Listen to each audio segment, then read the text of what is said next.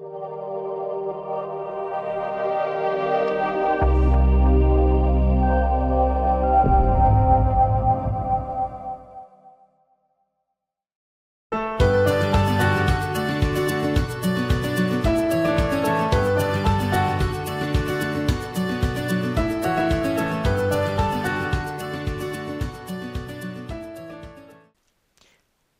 you for joining us in our Clients First ERP Shootout. In this series of videos, we're going to be reviewing various ERP products and doing a compare and contrast as to their capabilities both from a technical and functional standpoint. The first product we're going to be covering in this section is Epicor ERP. We're going to go over an agenda first, which is that we're going to review the vendor of the product and the product itself at a high level. We're then going to review the user interface and technical highlights of the solution. We'll look at their reporting and analytics capabilities, sales and order fulfillment, manufacturing and purchasing, and finally, finance and financial reporting. Let's take a look at Epicor Corporation at a glance. Epicor has over 20,000 companies running their software worldwide, with over 3,800 employees, and Epicor is located in over 150 countries and does approximately $1 billion a year in revenue. This doesn't make them the largest vendor, but it makes them a healthy size vendor that can handle multinational organizations. And unlike many of the other larger vendors, Epicor is dedicated to ERP software and not juggling dozens of other software and unrelated businesses.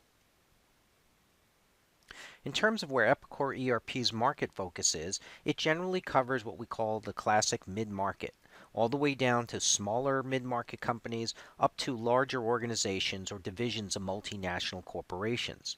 It doesn't compete in the classic low-end QuickBooks space or the very high-end such as SAP or Oracle multinational. In terms of the industry focus as a company, Epicor has products for manufacturing, distribution, retail, and services businesses. The Epicor ERP application we're going to be reviewing here is focused on manufacturing and distribution as its primary drivers. Just some examples of some Epicor customers across the spectrum, you can see that here. Here is an overview of the Epicor ERP modular and functional areas. It's quite busy with many components, and really the key of this subjective slide is to understand the depth and breadth of the solution. The vast majority of the functionality that you see on this chart are all native capabilities built into the software and in most cases are not a third-party developed or bolted-on solution.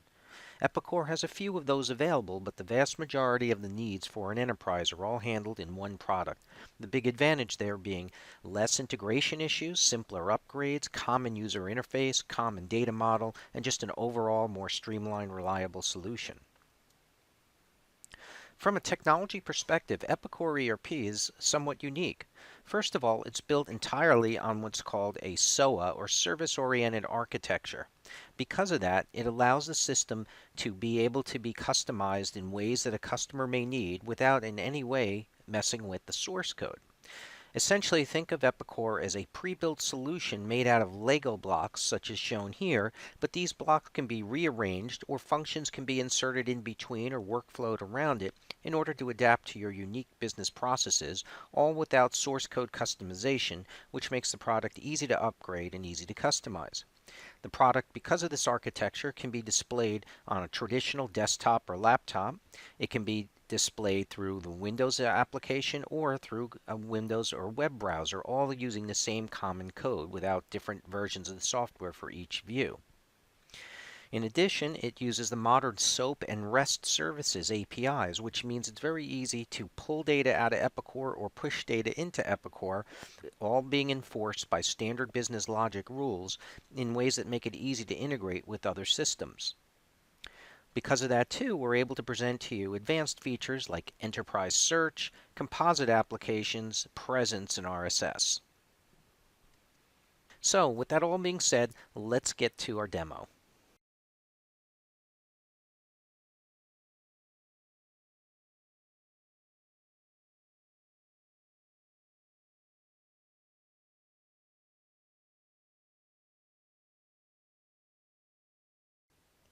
Let's start by taking a look at the Epicor user interface.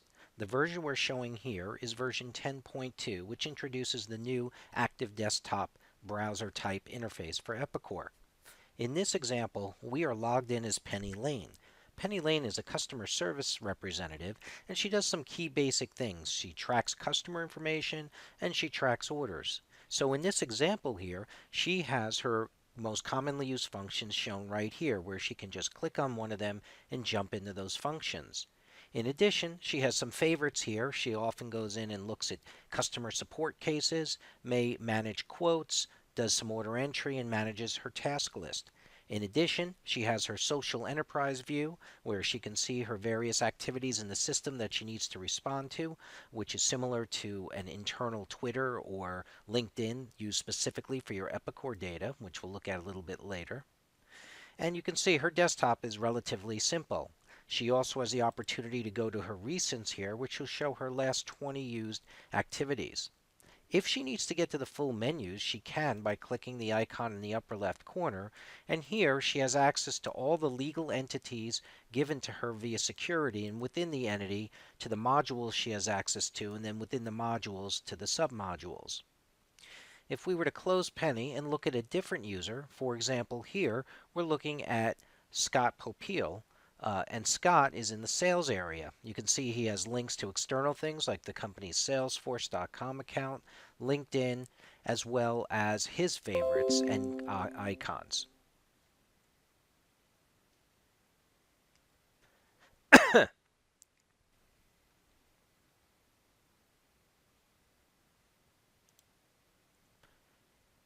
Now let's take a look at Scott Popiel. Scott is a salesperson in the organization, and you can see his icons relate to sales related functions such as order entry, quote funnel, as well as links to the company's Salesforce account, LinkedIn, and others. You'll see he also has his own favorites here related to the things that he does, and if he were to go into the full menus, he'll have access to the companies that he would normally use, where, for example, unlike Penny, he has access to the Mexican operations. You can see here also he has Epicor data discovery views on his desktop, such as order history over the last year, as well as the total count of orders entered today. Some simple visualizations that you can embed, and we'll look at those a little bit further. Let's go ahead and close Scott, and now we'll take a look at Brian Howard. Brian is the CFO, and you'll see his views are much more financial oriented, such as the current AR balance, key performance indicator, how many dollars worth of shipped but not invoiced, and the customer's overdue information, as well as past balances due. He also has access to the Concur expense accounting system as well as their Salesforce. So you can see his view of the operation is customized to his needs, and each user can create their desktop the way they want. Now we'll go ahead and open up the overall Epicor administrator user here, which we're going to be using for most of the demo, and it has even more capabilities set up on it in this case. They have shortcuts for finance, manufacturing, and sales and CRM, and then within those you have various shortcuts as well. Again, you can see that you have these Epicor data discovery views, which are ways of showing charts, graphs, and statistics that come out of Epicor's built-in queries.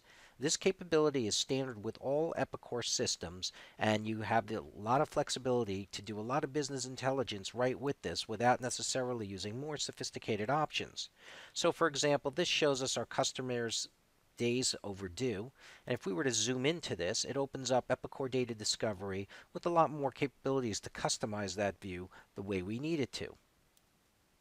In this view, you can see this one is driven off of a particular query, and of course you can use your own queries and develop them, or use the dozens that are included out of the box.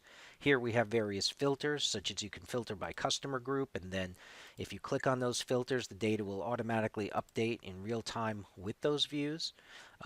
Or you could even swap this. So instead of customers across here and dollar values on the left, you can click here, and now we're looking at dollar values across and customers on the left. You can do various highlighting, change the formats or layouts, and even do matrix views such that are very similar to pivot tables, for example. There's a lot of flexibility in data discovery to create views that you want, and then you can set up an entire web page for it or embed the smaller versions onto your home page here. As you can see, some of these can automatically animate through key information. This one shows open order values based on category of sales. So now it shows 563,000 for automotive, 642,000 for commercial, etc. as it moves.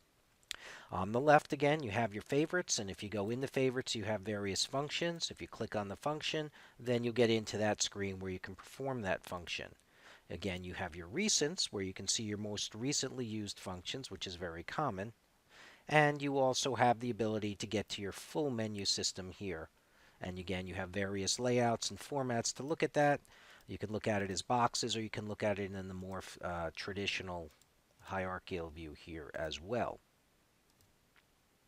You also have the ability to search the menus. By clicking the search icon here, you have our enterprise search, which we'll show later, and our menu search. So for example, if you were looking for aged receivables, you can start typing, and as you type, it filters the list. Aged brings up aged payables, aged receivables, and man-aged inventory stock status. If I add an R to it, now it shows us specifically that one function, and it shows us the menu tree to get there if you want to learn where to find it within the menus. Click on it, and of course it will launch that application right from there.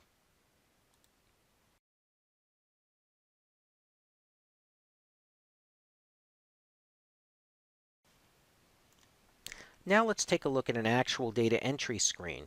And we're going to focus in this case on the sales order entry screen, but whatever we show you here is going to apply to virtually every screen in the system, since Epicor uses a common code base throughout. So this is our typical sales order entry screen, waiting for us to go ahead and enter an order number. We have a number of options in here. Across the top you have your traditional Windows menus, including a help menu. Epicor's help is extremely extensive, so if we go to Application Help, we'll get a full amount of help regarding the particular screen we're in and whatever tab we're in on that screen, which in this case is our summary screen. If I wanted to look at a higher level as to what we're looking at, you can always navigate up to that section. In addition, if you're on a given field and then you say Application Field Help, that field information will show as you click on the different fields. If we click on this field like PO, then you'll see the PO number field. If you hit the post button here now, as you click on different fields, you'll see specific help about those fields, and it'll always be available on the left. In addition, a very important feature here is the technical details option. And what this shows us is specifically where in the database this field on this screen exists. So if I click Order Date, that's in the Order Head table with the field name Order Date.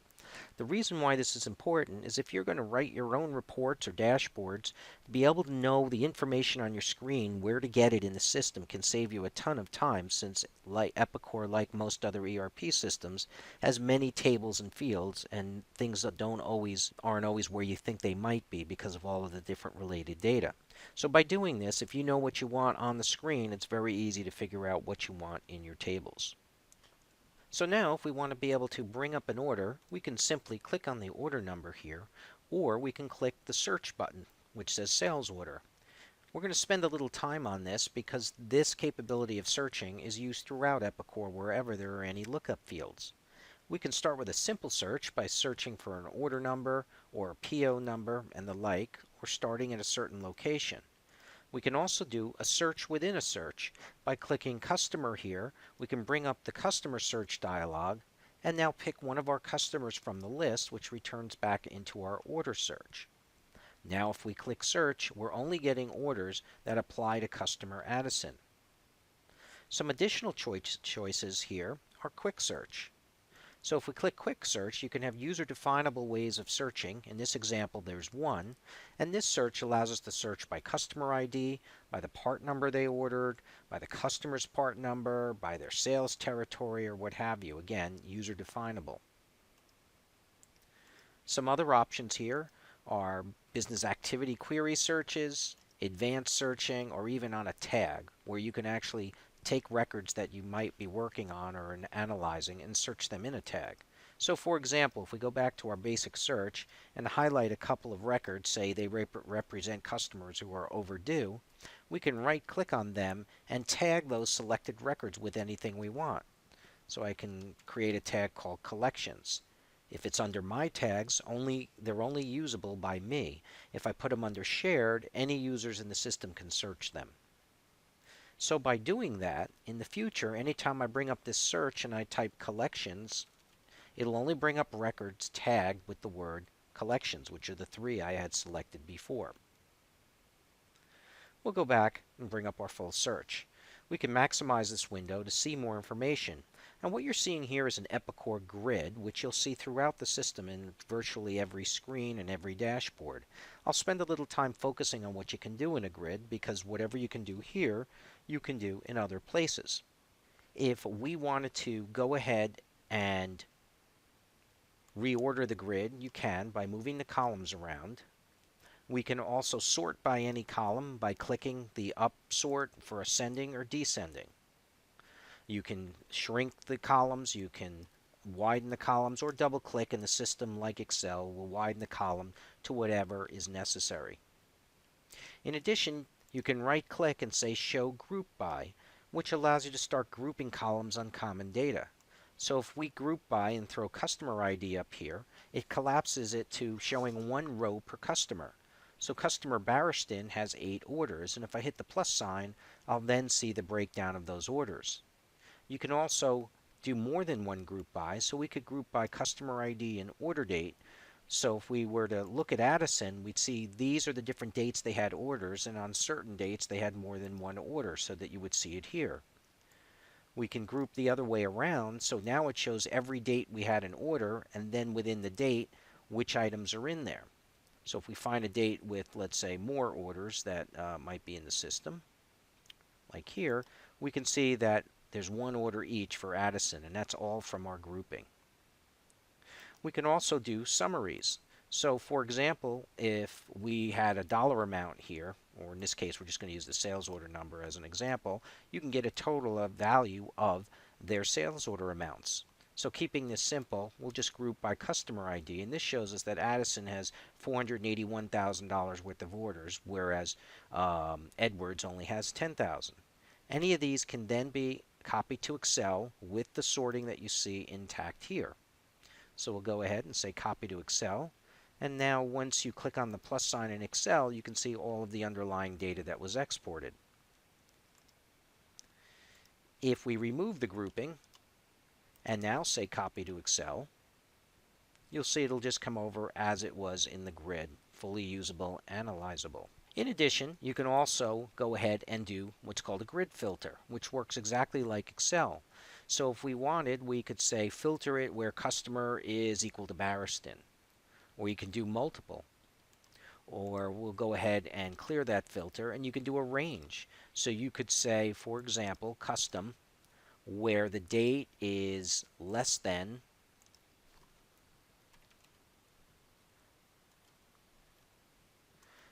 and we can add more criteria, but the date is greater than, and now we'll get a list of only the orders in those date ranges. So you can see it's very flexible. We'll go ahead and close the search now and just open it as an ordinary search and bring in a given record, say, starting at order 5016, and we're going to select order 5016 into the system.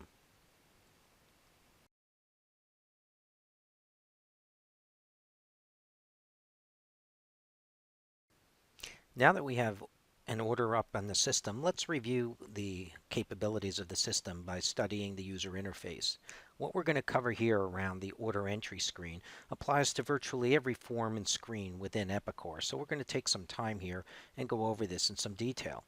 First of all, it'll have the standard Windows look and feel in terms of a file menu, edit menu, and the like. On the left, you'll see a tree view available. So here, under order 5016, if we hit the down arrow, we'll see that that order is made up of 2 lines, which you can also see in the summary area. On the right, the summary area is highlighted, which brings in the most important fields from the header, the lines, the releases, and the summary. or the totals. So for example, here you've got your bill tos and ship tos, your line item details, and your totals, and all of your data can be entered on this one screen.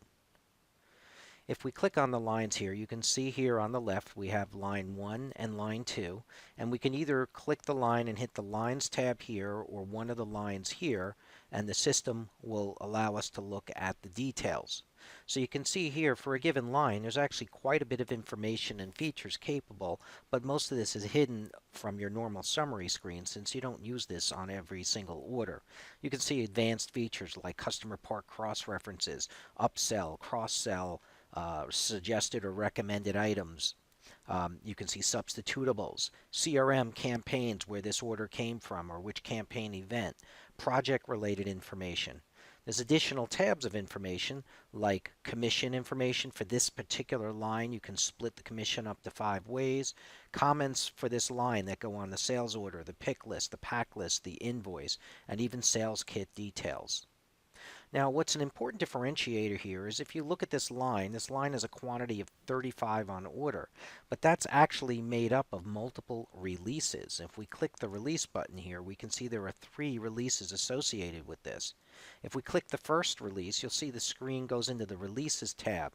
So for that line of 35, that's actually made up of multiple releases here, shown in a list of 10, 15, and 10, with additional information which you can see in the grid or in the detail view.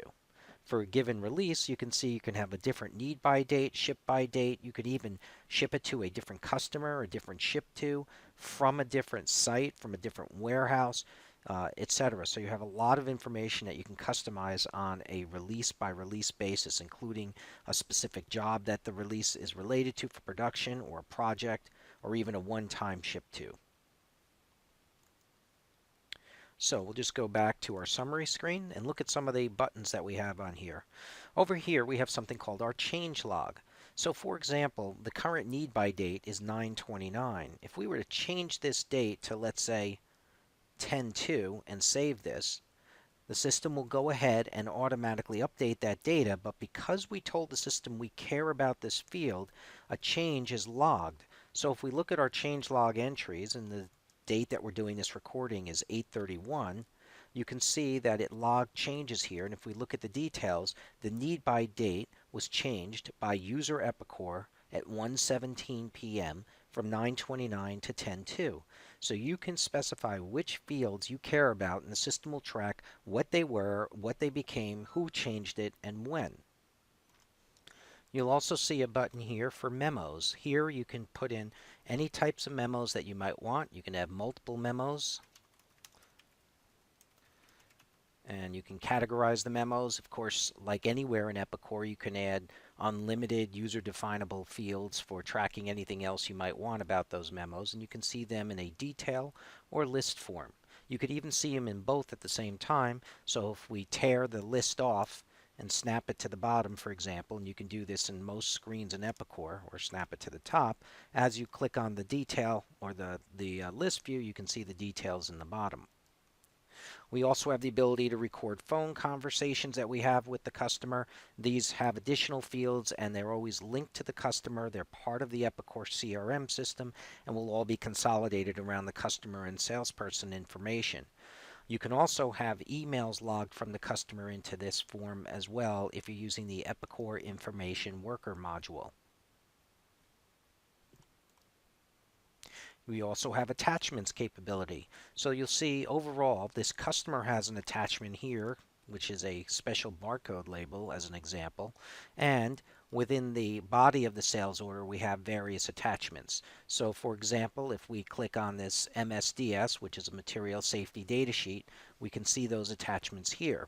These attachments can be related to files that are somewhere on your hard drive or on your network.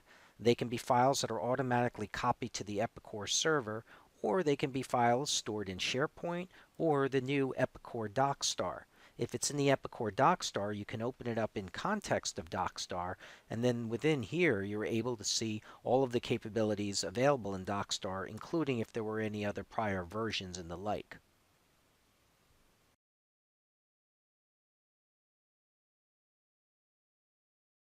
You can also access any of Epicor's screens through a web browser. So for example, here we have the Epicor main menus available just as you're seeing now, and then within there you can launch any given screen. So if we were to launch order entry, for example, now you see the same order entry screen opened in a web browser, and we could even put the same order number in and see the same information, including the detail lines, the headers, the releases, just like you saw before. You can print the forms from anywhere, etc. Just like in standard Epicor, you can also right-click on a given field and drill down into all of the related information. Epicor also supports simplification, so if you don't need forms with all of these features, you can easily customize those forms to show less information. For example, this sales order entry form shows you the same order, but with just limited information that this particular customer only uses, which is a bill to and line information, which is something akin to what you might see in QuickBooks. Some of the other powerful capabilities with Epicor ERP are its advanced document handling capabilities. So, for example, here we could just print an order acknowledgement out, and we'll just do the standard example of it. You can see we have different styles, one that has the customer logo, one that's generic, and we'll just go ahead and print that to preview here. And you can see here it's a standard form with the company logo and the information on the form. However, we have more advanced capabilities. Right from here, we could manually go ahead and email this document, or we could use our advanced printing and routing, which is a capability in the system that allows you to automate the process flows, and if you have Epicor DocStar, allows you to do powerful related attachment and archiving capabilities. So for example, we say email and capture order here. Now before we do that, let's just note here that these given lines actually have, if we were to drill into these parts, documents associated with them, such as specifications, diagrams, or drawings. So if we go ahead and run this using our email and capture option, and we'll just go ahead and preview it, the system will go ahead and generate these documents, which are the sales order, and is programmed to automatically pick up the attachments that relate to the sales order and send them to the customer. So in this case, you can see it's previewed the order. However, if we close the order here, it also goes ahead and takes everything that we've sent to the customer and then attaches it back to the order as a permanent archive. And it's gone ahead and attached everything that we sent to the customer, including the attachments, into the DocStar repository. So if we click here and say View in DocStar, we'll go ahead here and see the related documents that we sent to the customer, the way we sent them to the customer. Now, if we were to go ahead and go into our inbox in our email and look at this as if we were the recipient of this order acknowledgement, you'll see I received an email, and in the email is a copy of the order acknowledgement and a copy of the related schematic for the DSS 1000 that's on the order. I didn't have to attach that. That was related to the part, and because it was related to the part, it was automatically sent to the customer based on our advanced print routing rules. This capability can be used throughout the system, whether it's in purchase orders, parts, receivers, documents, but allows you to be very flexible in terms of automated information flow to customers, vendors, and other partners, and to adhere to any regulatory requirements.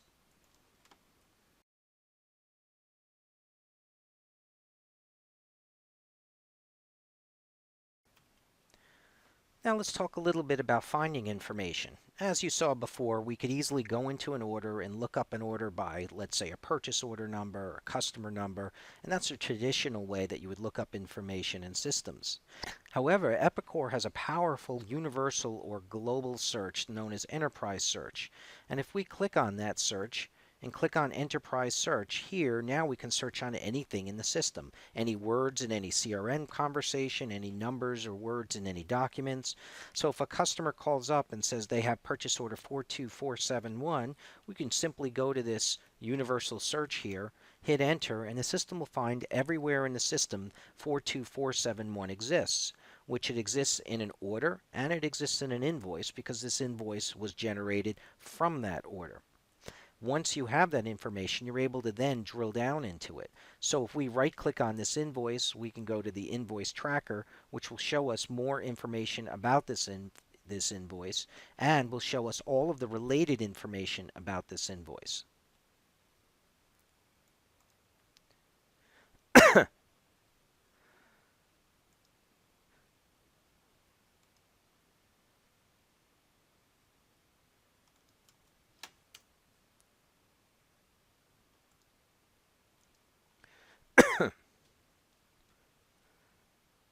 So we'll go into our enterprise search here, go to our enterprise search function, and we'll put in a number such as a PO number that we got from the customer.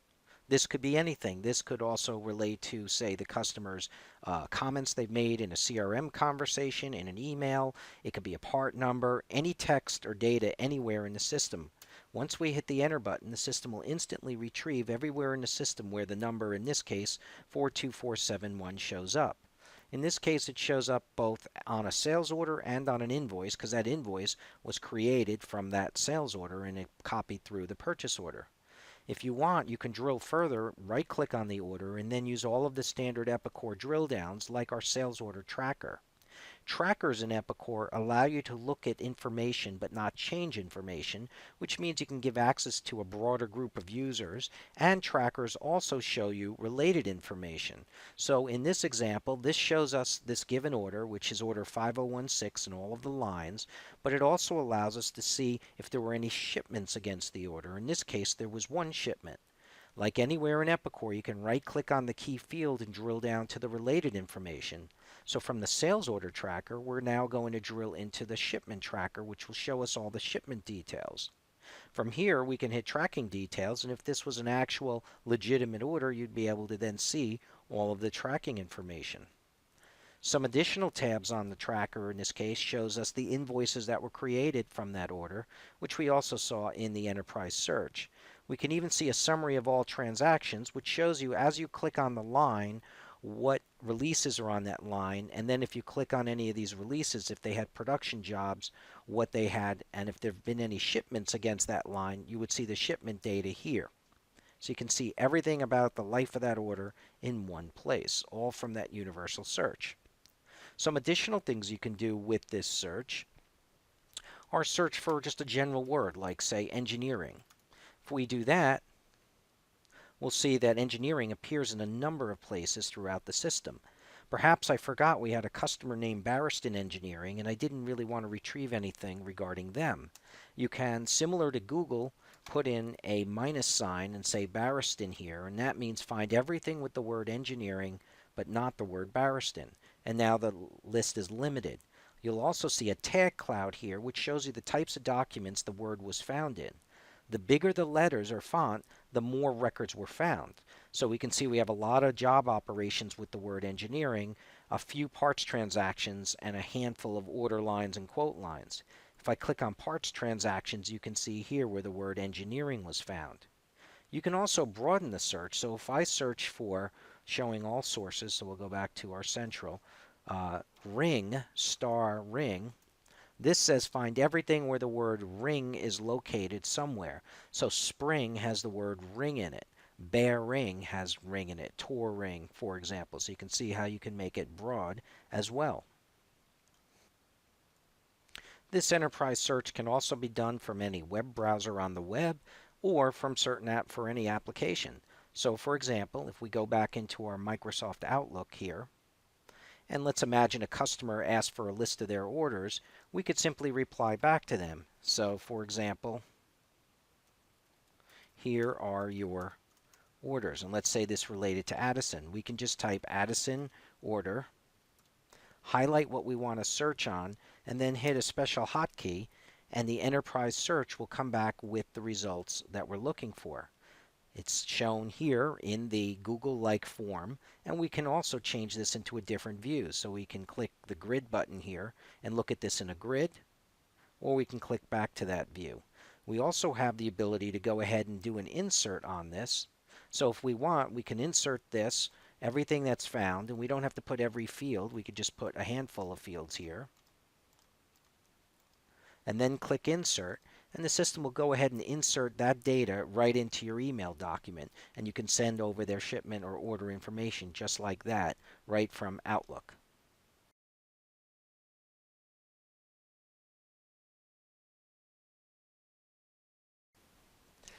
Let's talk about business process management. Epicor is based on building blocks of code that allow the system to run your enterprise resource application. But because those blocks are based on a service-oriented architecture, it's very easy to modify the way the product works without modifying in any way the source code of the software. This means the ability to upgrade and turn on and off enhancements based on your business needs and requirements is very simple to do. With business process management, we're able to make Epicor work the way your business needs it to work, not the way it may have been designed out of the box. In this particular example, we are looking at a business process management or BPM workflow designed to handle commission analysis and regulation on sales orders. What we're going to show you here can apply to virtually any forms, fields, and data in the system for your needs. In this case, if an order has an excessive discount based on the amount of the order, a notification will either get sent to Scott, Penny, or Brian Howard. And then they will get an email, and based on their response to that email, they can approve or not approve the order for being able to be sent to the customer with the appropriate discount that the salesperson requested. So now that you've looked at the actual BPM, let's go to an actual order. Here is an order for $115 with no discount. Using the logic in this BPM, and what we're going to show you here is not out of the box the way the software works. If we put a discount over 10% but less than 25%, it's designed to simply highlight the discount field in yellow. That indicates that it's something you should look at and be concerned about, but not something that needs to get run up the chain for an approval. However, if we put a really large discount in, like 30%, a custom message pops up, as you can see here, which is not a standard Epicor message. So I can go ahead and ignore that message, and then the system will go ahead and color the field in red. If I try and leave that high discount rate and save this order, I'll get this discount request box, which is part of the BPM rules. In here, I have to put a reason. And once I put my reason and submit it, the system will automatically notify me that it's been sent for approval, and it will automatically put this order on hold, awaiting that approval. To approve this, the manager could either be looking at a dashboard or they can get an alert via an email. So in this case, we'll go ahead and check our email and see a new order has come in. That order 5575 is above the 25% maximum and approval is needed.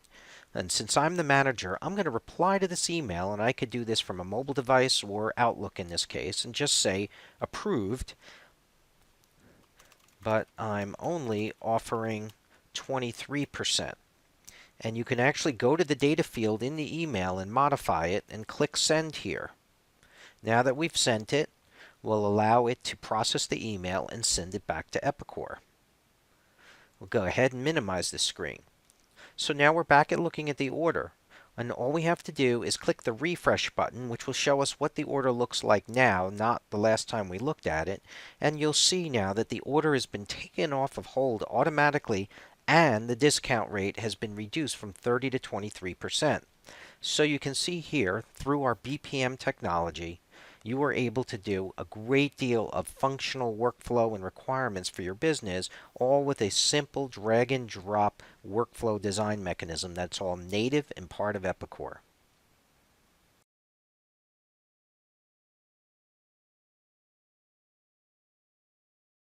Now let's talk about dashboards. Dashboards is Epicor's way of allowing you to report on information in the system. Of course, we've got varieties of reports that we can look at, such as an aged receivables or payables report, and those are all generated through Microsoft SSRS or Crystal reports. However, using dashboards gives a number of advantages. The data on dashboards are all real-time, much more manipulatable, and they're easier to set up and design.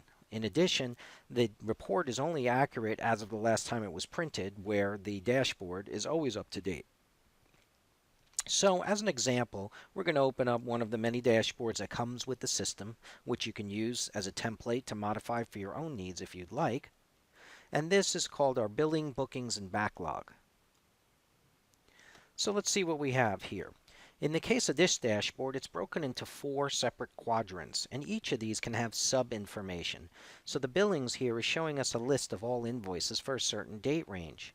We can also click on a different tab here and see that same information but shown as a chart showing me my sales by day. I can also look at it as sales by customer in the chart, or just a filtered list of only things that were invoiced today.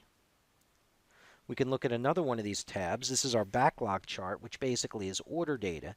And this shows us open orders by customer in a pie chart, or the grid-related details behind it. The bookings chart shows typically what's been booked for the month, again in a grid form, as well as today's information. And our shipment information shows what's been shipped for the time period, what's shipped today, and on-time ratings, so that we've shipped 65% of our orders on time, we've shipped 21% late, and 23% early. On any of these grids, you can use the standard Epicor grid capabilities. You saw those earlier where we were able to do group by, summarize by, pivot tables, or copy to Excel. You can also take any of these quadrants, double click and snap them out and look at them in a larger size if you need to. So we can take this and make it larger if we need to look at more information. And because this is just a standard Epicor grid, any of these fields can be right-click, open with, and then you can drill down into the information. So here we can drill down into the order, or we could drill down into the part, or we could drill down into the customer, etc., etc. So let's go ahead and close this dashboard and look at another example.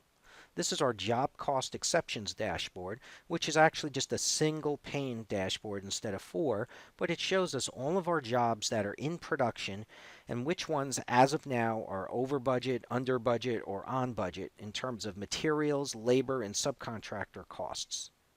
If we click on one of these tabs, this filters the list to only the jobs that are over budget in terms of actual material costs versus estimated. Here are only the ones that are over in terms of labor time that's been posted to these jobs, and here are the ones that are over estimates for just subcontractors. A very useful report for being able to see at a glance how efficient your shop floor is running. Another example is our quote funnel. This shows us all of our sales order quotes, which are our opportunities from a CRM perspective.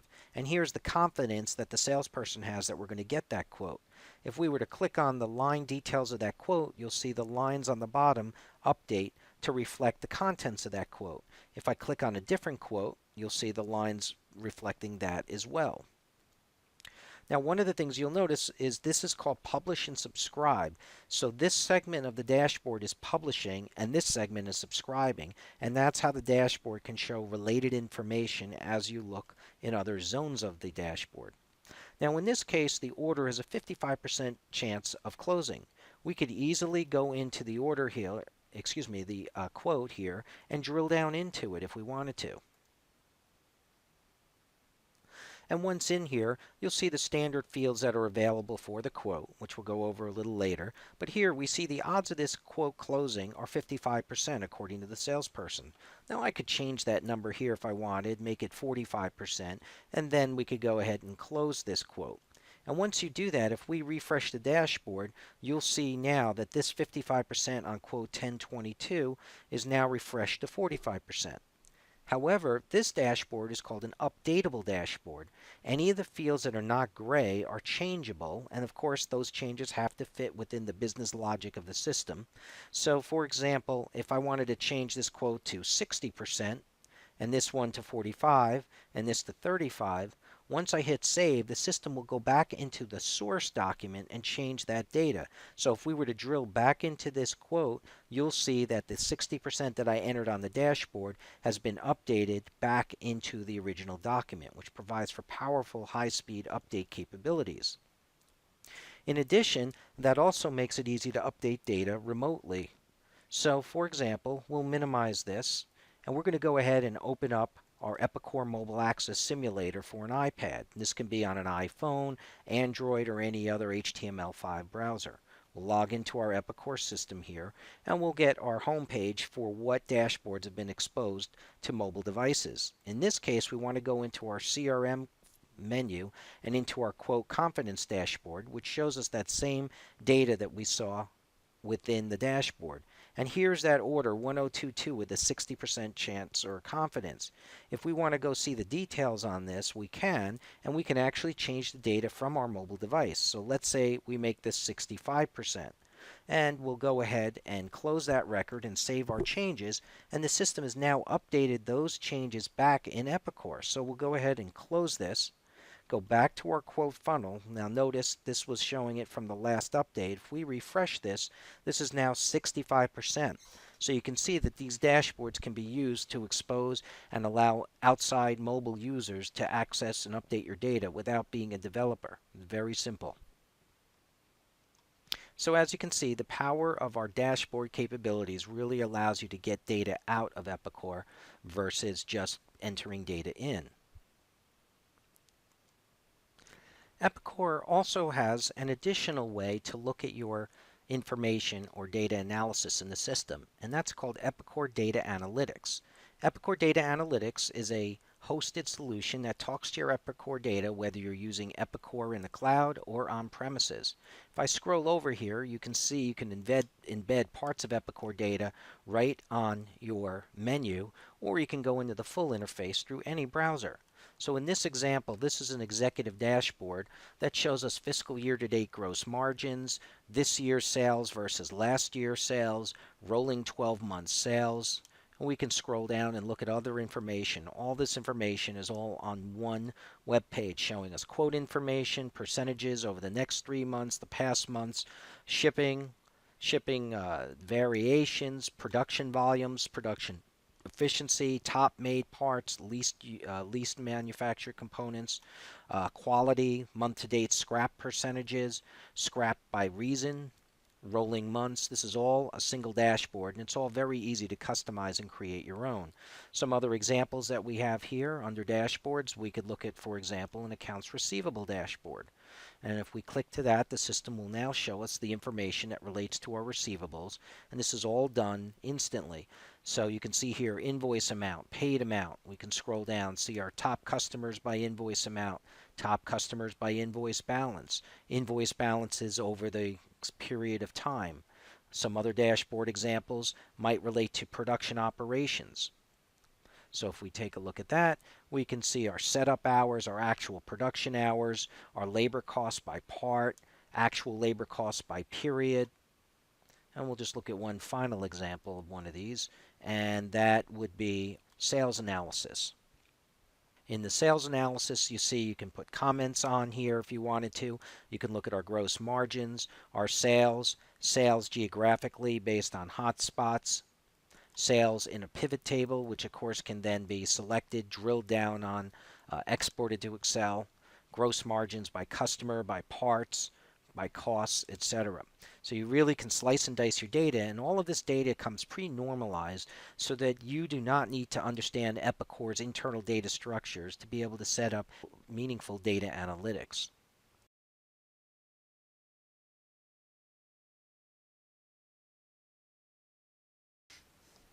Let's look at some of the ways that the master data in the system of Epicor is maintained and related. The first screen we're looking at here is the customer tracker screen. As we mentioned earlier, trackers in Epicor are versions of data entry screens that are generally considered read-only. So if you give a user access to the customer tracker, they can look at all the information about the customer, but they can't actually change any of the data.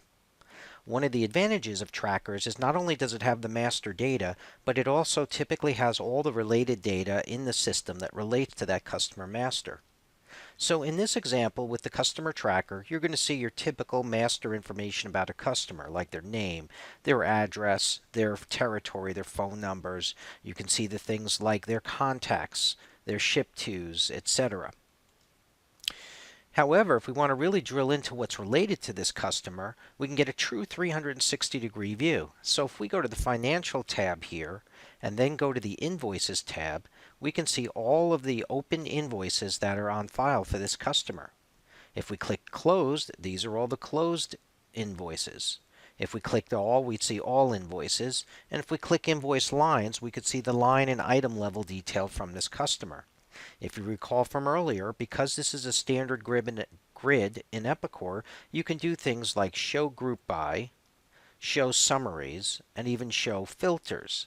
So in this case, we could go ahead and group this by items sold. So if we group this by the amount of revenue, for example, we can go to the line amount here and say sum.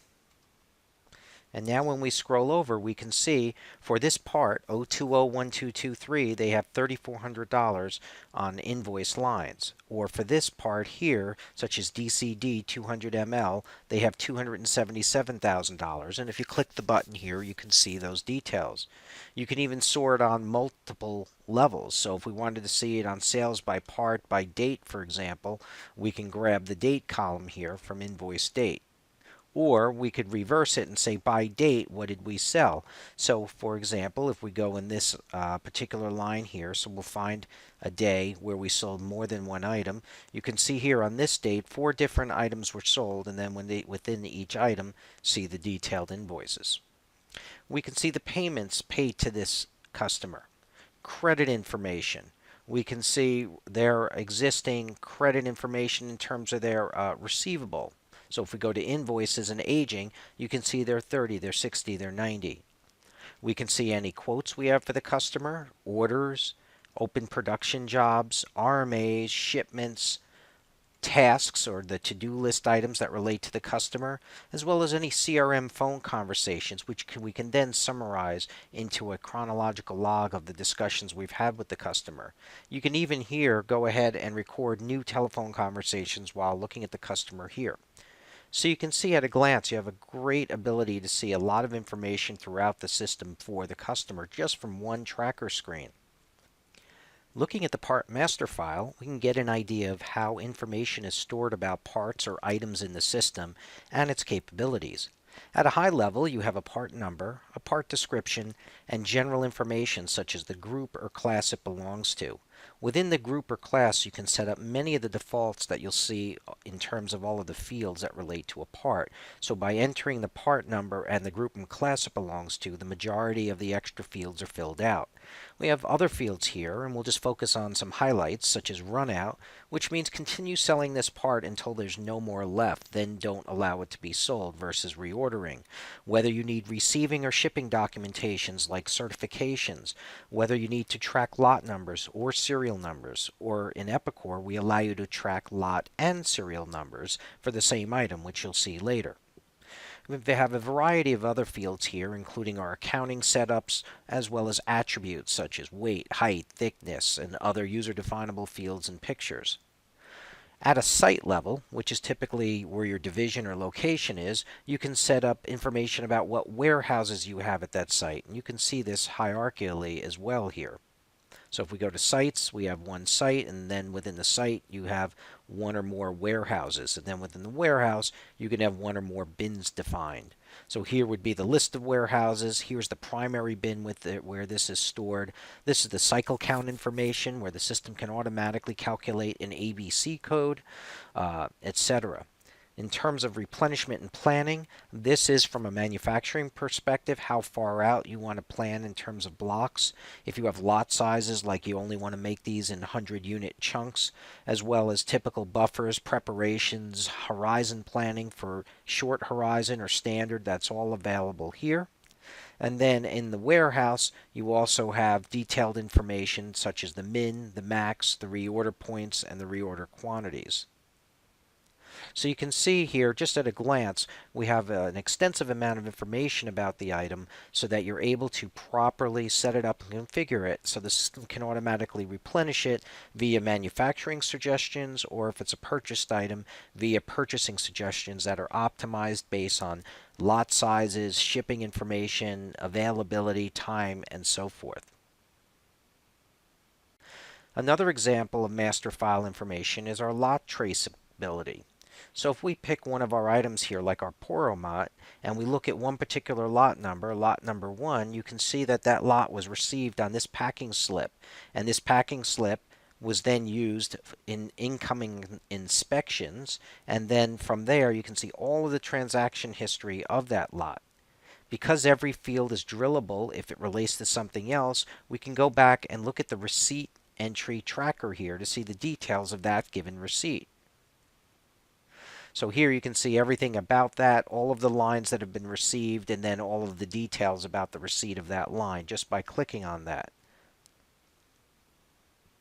We also have a serial traceability analysis here. So for example, for this item, DSS 10.12, these are all the serial numbers we have of that item in the system. And if you click on each serialized item for this, you can see all of the transactions that have touched this item by looking at it. So for example here for serial number 14, you see the details here. For serial 101213, all of the details here. And this shows you what transaction it was. A purchase to our inventory, then it was picked, to stock, and then it was shipped to the customer. And the related information. Here's the PO it came in on. If it was shipped to the customer, you can see the order, and then you can see the pack. If you wanted to drill down in the order, you can say open with sales order tracker and look at the sales order details. So here are the sales order details that related to that serial number transaction. You could reprint the sales order, email it, what have you. So you can see the information that we have in the system is very detailed and very related, and you're able to drill down and drill around to get to any of that information from anywhere that matters.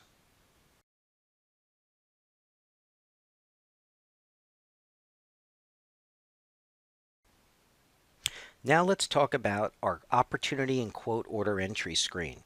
In Epicor, CRM sales opportunities and quotes are one and the same. That's why you'll see within our quotes information such as the confidence of closing the quote or opportunity, marketing sources and activities, and so forth, as well as sales tasks paths. We'll go ahead here and just create a new opportunity quote, put in a customer we want to quote.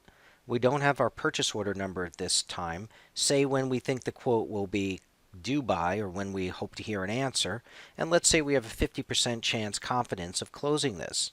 At this point, we can now go ahead and put a new line on this quote. The first line we're going to quote is a simple distribution item, and we'll go ahead and say it's a washer for expected quantity of 10, and we can accept the default price.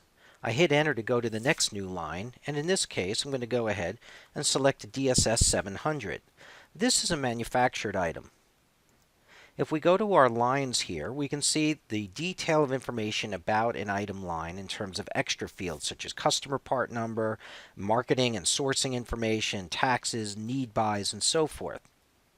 However, in this case, let's say the customer wants a price on manufacturing 1 of these, 10 of these, and 100 of these. So we'll do, let's say, 4 price breaks. Now we'll go to the manufacturing tab here, and from the items grid we will go ahead and get details, and we can see that this item only has 1 revision and it's active.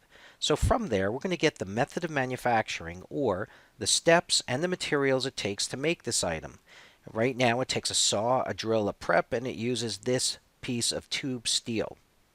We can go ahead and modify this information for just this quote if this is a customized version of this item. For example, suppose the drilling operation, if we look at it, according to this we can drill 350 pieces per hour, but there's no setup time. Let's go ahead and put a half-hour setup on the drilling operation, and on a sawing operation we'll go ahead and put a 15-minute setup time. So whether we make 1 of these or 100 of these, they both require a fixed setup time. We'll go to our engineering tab, and then from here we can pick from our descriptions items we might need. So for example, if I type bolt and say maybe we need a bolt as part of this and we need it at the drilling operation, we now drop that, and that's related to this operation in terms of scheduling and requirements. Say we want to add another operation, and from here let's say we want to add an inspection operation. So I start to type inspection, pick the operation we want, put it where we want in the process, or in this case we want it at the end, so if we drop it into operations by default it'll go to the end. And again we can look at the detail on that particular operation, and that operation has some various statistics. So in this case, let's say it takes 15 minutes to set up the inspection area for this job. So we've now taken a standard revision for this item and modified it for just this quote. If we go to the Worksheet tab, we can now see our pricing information. So in order to make one of these items based on the setup and run times, it's $63.87 per item. Based on our commissions we offer, we need to charge $86.50 to achieve our company markup preference of 30%. So if we override this price, we can say, I want a nice round number, so I'll say $88 for a quantity of 1. If we go to a quantity of 10, you see the price decreases dramatically because most of the cost is a setup cost. So we need to charge $10.32, and in this case, I'm going to choose to charge, let's say, $10.99 from a marketing perspective. And to make 100, you see it costs $2 a piece, or $2.71 with commission, so we'll go ahead and charge $2.99 for that price. And then finally, to make 500, it costs $1.50, and we'll go ahead and charge that $1.50. That's fine.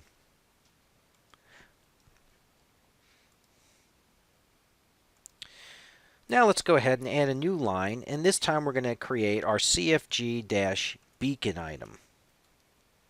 This item is a configured item. It's a simple configuration, but notice our configure button becomes available after selecting this item. Now we can see the configurator here where we can put a quantity needed, the lens color of this flashing light, say it's red, and notice that now updates here, the voltage required, 12 volt, and the bulb type, filament or LED. If we change the voltage to 24, you'll notice that the bulb type locks as LED because there's no 24 volt availability for a filament. Do we need a mount? If so, now the mounting becomes enabled and we need a magnetic mount. And then the system goes ahead and prices it. And if there's a second screen of information, we can take a look at it, such as make sure these are made well, and save this. And the system goes ahead and configures the materials needed to make this and builds a custom configured smart part number based on the choices made. If we were to go to our lines for this item and look at the manufacturing details, get those details so you can look at them here, you will see here retrieved in is the steps and materials to make the item as it was configured, the red lens that we chose, the magnetic mounting bracket, etc. All of that was done automatically by going through the configuration.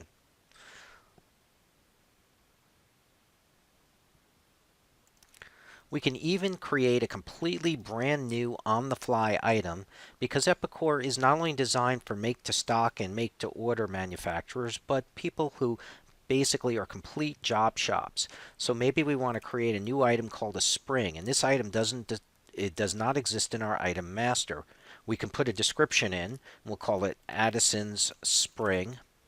And now we can go to those same manufacturing details here and put in the materials and the steps needed. So for example, if we go to engineering and operations, perhaps this takes a bending operation. And then after a bending operation, it requires a laser cutting. And then after the laser cutting, it goes through an inspection.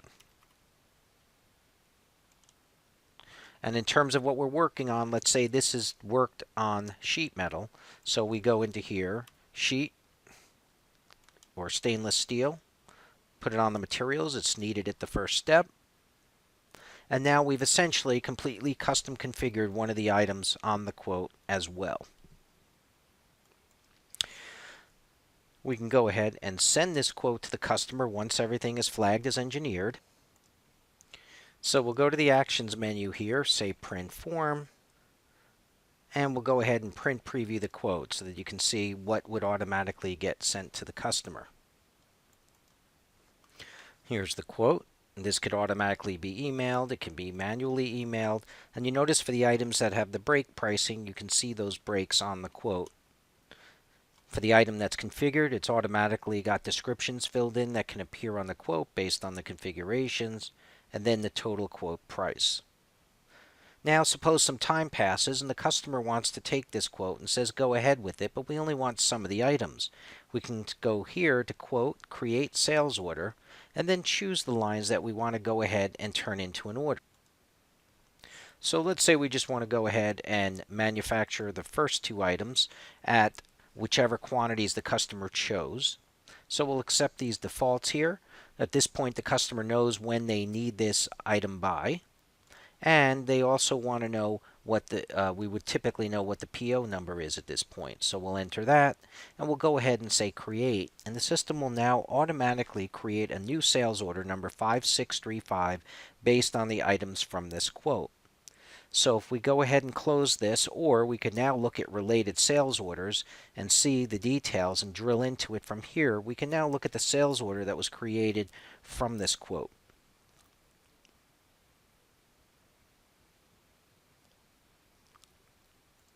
So here we can see the two lines on the sales order. And at this point, we could go ahead and process this order if we want, or still go ahead and make any changes we might want to make. We might also want to use our social enterprise feature here to see what kinds of discussions have been happening regarding this order. Or we could go ahead and create a new post, such as, what is the status on this order? And anybody that follows me or this customer or this order would then see this in their notification stream. And they can see this within the order, or if they go into their main menu and they see their stream here, they would also be able to see that information here. They can look at it on their home page or in their full Epicor social stream here. So that person could then reply and say, it's still awaiting shipment. And we could even insert links or attachments and so forth and then record that message. That's part of the Epicor social enterprise component. So we'll go ahead and go back to the order and refresh it, and we'll see all of those discussions that have occurred with it are now refreshed. And we can go between the order and the discussion, or we can tear the discussion off and snap it off to the right of the order if we want it to always be visible as we're working within the order. Now, at this point, we could go ahead and print the order, and we could just do a traditional print preview, or we can look at some of the capabilities of our advanced print management and DocStar integration. So we'll go ahead and generate this, and the system will now go ahead and turn this into an email, and if these items have any related documentation, specifications, or any other documents, they will also be sent. So we'll just go ahead and close these for a moment, and you can see this is what's going to get emailed to the customer. We'll go ahead into our inbox and assume that we are now the customer and do a send receive, and this is the information the customer gets. Dear Andrew, here's your order. And then the customer can go ahead and look at their order acknowledgement, but this washer has information and specifications associated with it, and the ability of DocStar and Epicor, which is a DocStar's an Epicor component, to automatically pick up those related documents and send it along with the original document is very powerful and very flexible. Those capabilities can work throughout the system, whether it's purchase orders, travelers onto the shop floor, or what have you.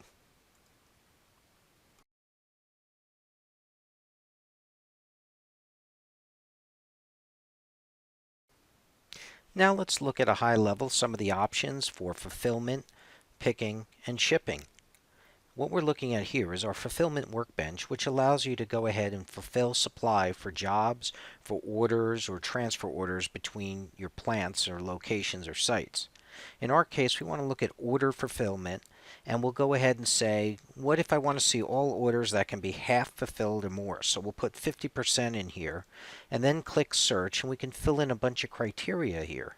Or you can use saved criteria if you have commonly used information. Say search, and we'll just go ahead and select everything that was found and pull that into our workbench. And then from here, we can go through and select the lines that we want to go ahead to pick and pack and ship. For the sake of example, we'll just go ahead and sort by order number, and using this first item, our 1032K nut, we'll go ahead and select it for shipping. Then we can go to our Actions menu and either directly release it for picking or reserve and release it for picking. We'll go ahead and reserve and release it. Pick a date to assign. And then at this point, you have the option, if you want, to print essentially a picking list. So we'll just quickly go ahead and preview that.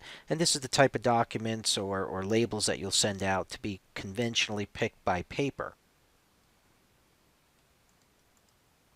And you can see it's telling you where to go ahead and get it, and then you would hand fill in the information of what you picked.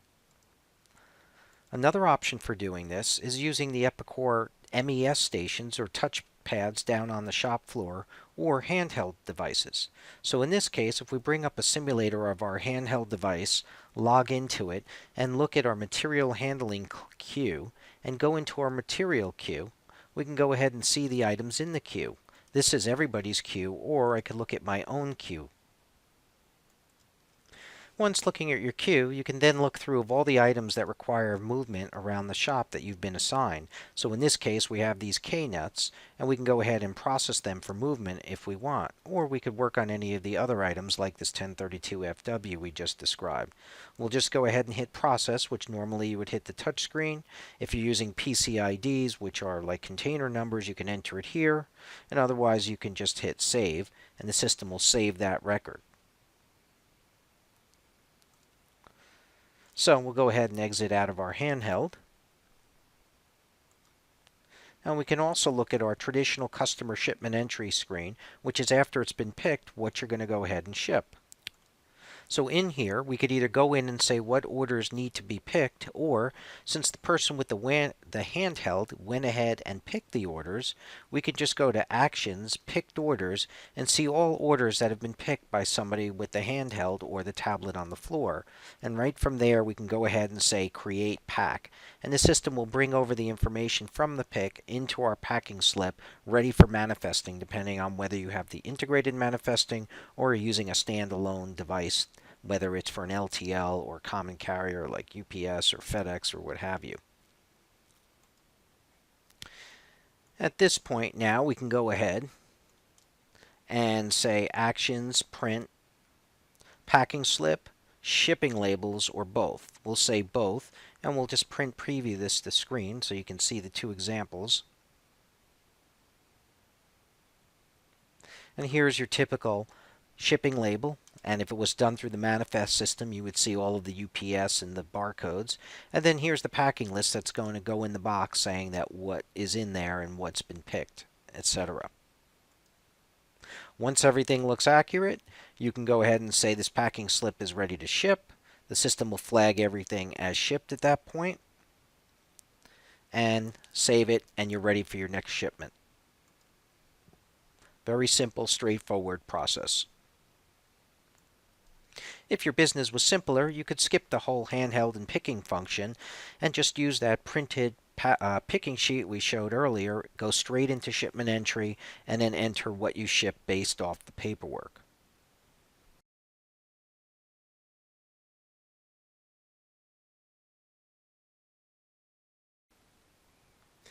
Now let's move more into the manufacturing and supply chain components of Epicor. What we're going to talk about now is Epicor's MRP processing, or Material Requirements Planning. What you see here is the MRP processing screen where you set up your MRP runs. You can see it has a number of options here, which we'll discuss a few of these. The first one is whether it's going to be a net change or a regenerative. A net change MRP run basically looks at what information has already been calculated and only calculates the information in terms of procurement or manufacturing for the items that have not already been addressed in a prior run. Regenerative deletes all of the MRP data from prior runs and builds everything from scratch. This takes longer, but every once in a while may need to be done to clean up any issues that may have occurred with your MRP. The cutoff date is how far in advance you want the MRP to process your data, and the scheduled start date is typically the current date, but you can schedule it into the future. Now, most companies set the MRP up on a schedule where it runs on a regular basis, and most often it's usually once per night, but you can adjust that as needed. However, you can also run the MRP manually whenever you need to by running the Submit or Process button up here. Some of the other options we have here are, for example, run finite scheduling, which will automatically build your production schedule based on the finite capacity available of machinery, equipment, and resources. Nor constrained materials, meaning have the system schedule jobs to be run even if the materials wouldn't be there. Some other features such as recycling the existing MRP jobs to reuse those numbers, or to run multiple MRP processes, which depending on the size of your organization and your server hardware can give you better performance, etc. One of the important capabilities here is behind the Filter tab. In the Filter tab, if you select nothing in Process MRP, MRP will be run for every item that you have. If you select one or more sites, the MRP will only run for that site. You can also set MRP to only run on one part class or range of part classes, or a range or a single part product group. One of the newer features that has been added is you can actually run MRP against specific single parts or even a single part if necessary. And once you've made your selection criteria, if you want to run the MRP, you would simply click the Process button, and now MRP begins to run. Again, since this is normally run at night, you're not looking at it, but if you wanted to monitor the progress, which also works for just about any back-end server process in Epicor, such as running reports or other process-based calculations, you can click the Epicor icon in your task tray, which brings up your Epicor System Monitor. That shows you any reports that have been run recently. It shows you the tasks that are actively running, tasks that have run in the past based on scheduled or manually, and tasks that are supposed to occur on a regular basis. In this case, our multi-company direct server process is set to run on various companies, and this is what handles the intercompany due to, due from purchase orders and sales orders among companies. Here, again, you can see the MRP is processing, and it typically will refresh automatically, or you can manually refresh by clicking the refresh button here. So you can see here now the multi-company direct process, which is programmed to happen every few minutes, is running, as well as the process MRP. If we scroll over, you can see the current activity message from process MRP. In this case, it's showing you which part number it's up to. And you can wait for it to refresh or manually refresh, and you'll see it moves along to different components to get an idea of what's going on. This is a detail form, and you can look at the log for that item as well by highlighting that row and hitting log if there are any messages. You can see details down here as well, and again we can hit refresh and see what it's up to at this point. We'll go ahead and close the system monitor and let the MRP process. Once the MRP is run, the data in the system is available to review. The Planning Workbench lets you look at jobs that need to be linked to an existing job or new jobs that need to be created for an item. These are suggestions, at which point you can then manually create the jobs. The Planned Job Status Maintenance screen allows you to look at the jobs that were generated by MRP, or should I say suggested by the MRP. So it's telling us these are all of the jobs that should get created and then sent out and produced in order to fulfill the requirements of your various orders and so forth. At any point you can take any of these or all of them and you can go ahead and firm it, which means we don't want it to just be theoretical. We want to go ahead and firm this order, and we can then even release it. So after it's firm, it gets released. And this time you can then firm process, and the system will go ahead and process all those orders that are supposed to be firmed. Once that's finished, that job will disappear because this dashboard is only showing us the jobs that need to be firmed up per the suggestions from the MRP. If you want to see the other jobs, you can go to the selection screen here and look at various statuses. For example, if we want to see jobs that are firm and engineered, you can hit search here, and now you'll see all the list of jobs that are firm and engineered, including the job that we just created. If we want to see jobs that are not yet firm, we'll get the list here, which is very similar to the base list, or jobs that are past due and need to be addressed. And these are all that are past their due date that haven't yet been scheduled.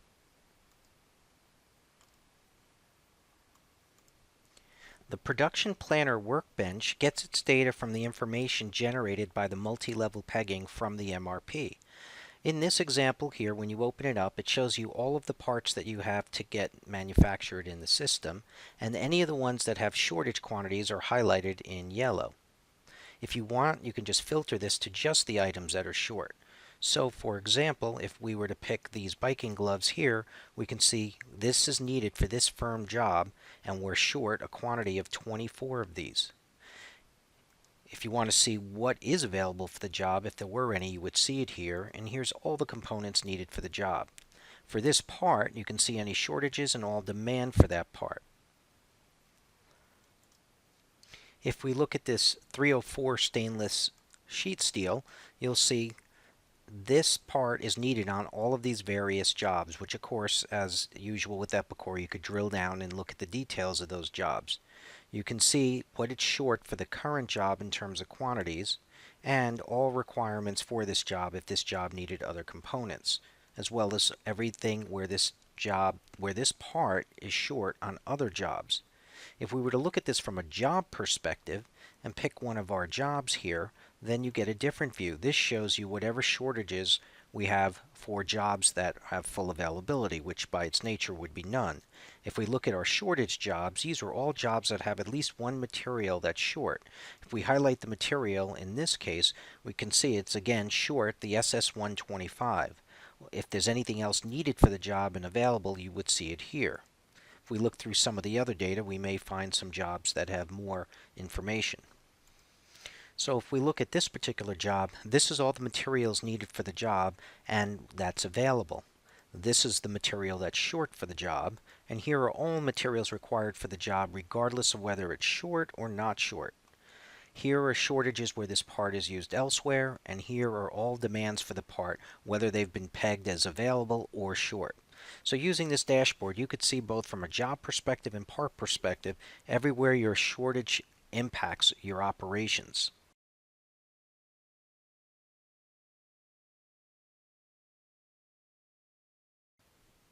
One result of the MRP process is that it looks through all of your various requirements for forecasts, orders, etc. And in those requirements, not only are jobs that need to be scheduled, as we saw previously, but are also materials that may be required at the job level, whether it's at the top level assembly or in lower level assemblies. The tool we use to manage purchasing in Epicor, whether the suggestions here are made from MRP or even made without the MRP module, is the Purchase Order Suggestion screen, in which Epicor will look through all of your components based on their various min-max settings are needed on various production jobs, so it applies to both distribution and manufactured parts, and then gives you the recommendations and suggestions that it expects you to do. In this particular example, you can see all the various items that it expects you to purchase, and if you scroll over, you can see the item, the description of the item. You can also see the suggested quantity, who the primary supplier is, and the actual quantity you want to buy.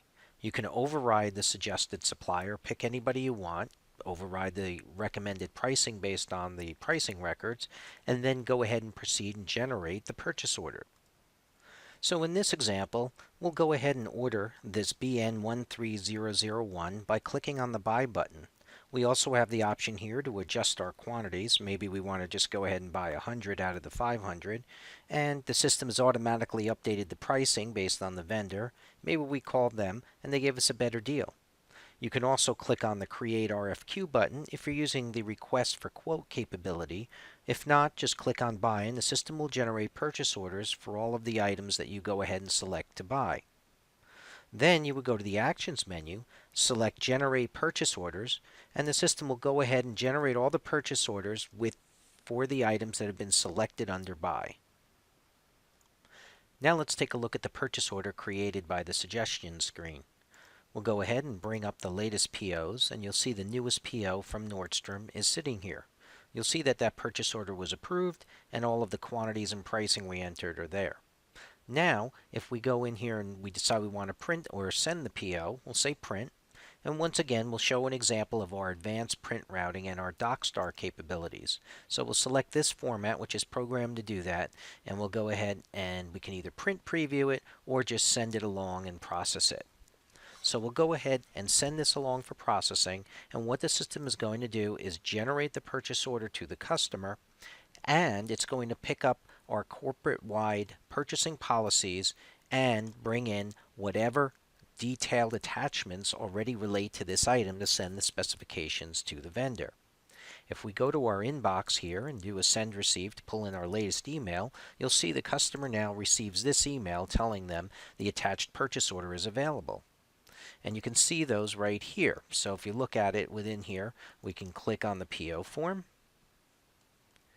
and we can go ahead and look at the related attachment or guide for that particular part that was sent along with it, as well as our company-wide terms and conditions that get sent with all POs based on our settings. So to summarize, you can see that we were able to go ahead and allow Epicor's system and MRP to automatically choose what items need to get purchased, select and suggest what's needed, and then as the buyer, I was able to go ahead and confirm those, create the purchase orders, send the purchase orders to the vendor, as well as any related documents that should go with those purchase orders. And that's how Epicor streamlines your replenishment, purchasing, and material management functions.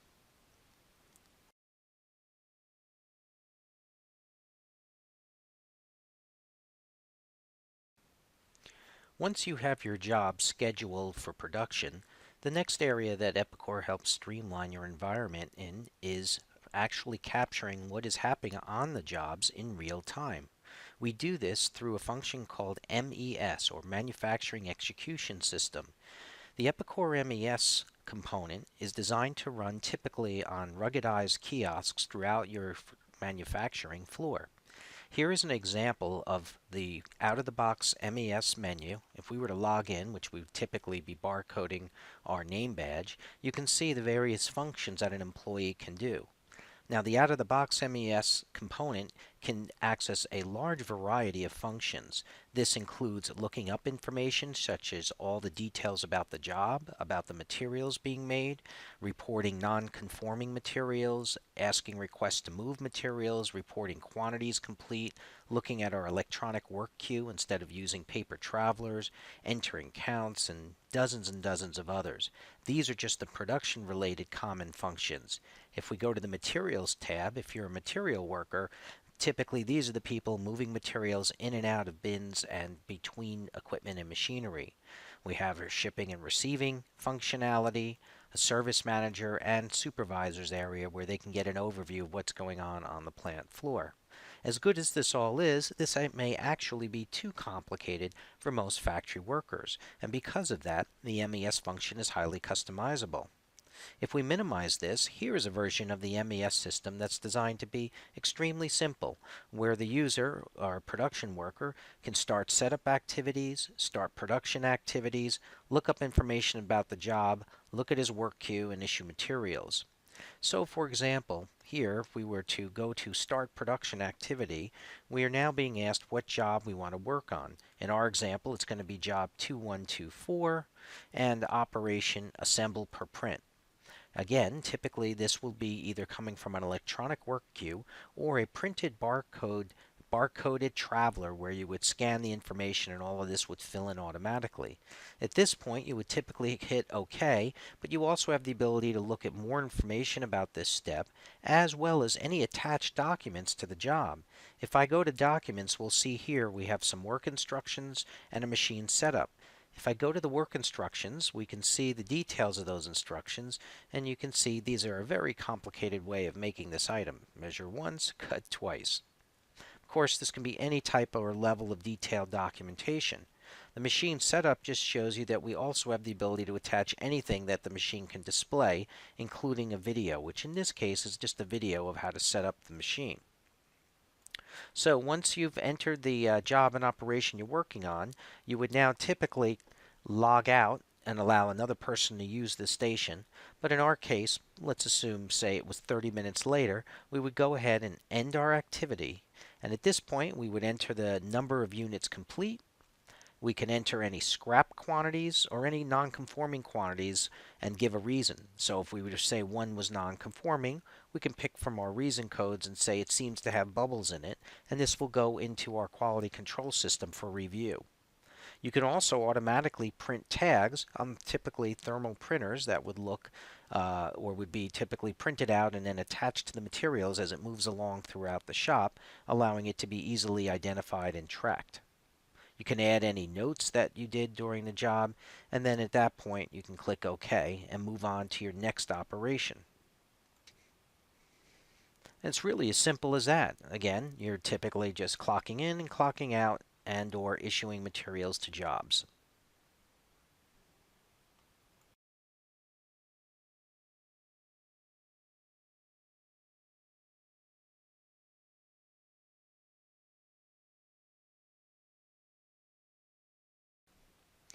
Financial management. We're now going to get into the financial management areas of the Epicor ERP solution. We'll start with the accounts receivable module and some key highlights.